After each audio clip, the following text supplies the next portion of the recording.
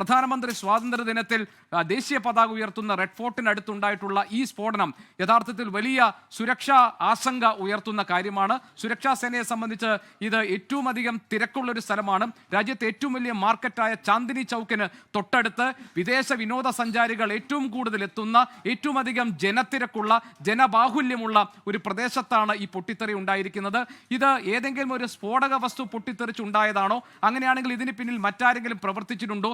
ഏതെങ്കിലും ഒരു ഭീകര സംഘടനയുടെ കൈ ഈ കാര്യത്തിൽ സംശയിക്കേണ്ടതുണ്ടോ? തുടങ്ങി നിരവധി ചോദ്യങ്ങൾക്ക് ഇനിയും ഉത്തരം കിട്ടേണ്ടതുണ്ട്. അതിനാണ് ദേശീയ അന്വേഷണ ഏജൻസികളുടെ സജീവമായ പരിശോധനകളും അന്വേഷണവും ഇപ്പോൾ നടക്കുന്നത്. ഇതിന്റെ ഭാഗമായി രാജ്യത്തുടനീളം ജാഗ്രതാ നിർദ്ദേശം പുറപ്പെടുവിച്ചിട്ടുണ്ട്. കേരളത്തിലും ഇതിന്റെ ഭാഗമായി റെയിൽവേ സ്റ്റേഷൻ അടക്കമുള്ള വളരെ സെൻസിറ്റീവായ മറ്റ് മേഖലകളിലൊക്കെ പരിശോധനകൾ ഇപ്പോൾ നടന്നുകൊണ്ടിരിക്കുകയാണ്.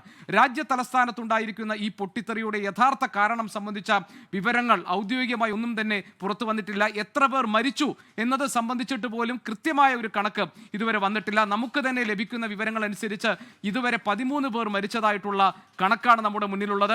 26 പേർക്ക് പരിക്ക് പറ്റിയിട്ടുണ്ട്. അതിൽ ഏതാനും പേരുടെ നില അതീവ ഗുരുതരമായി തുടരുന്നു എന്നതാണ് നമുക്ക് കിട്ടിയിരിക്കുന്ന വിവരം.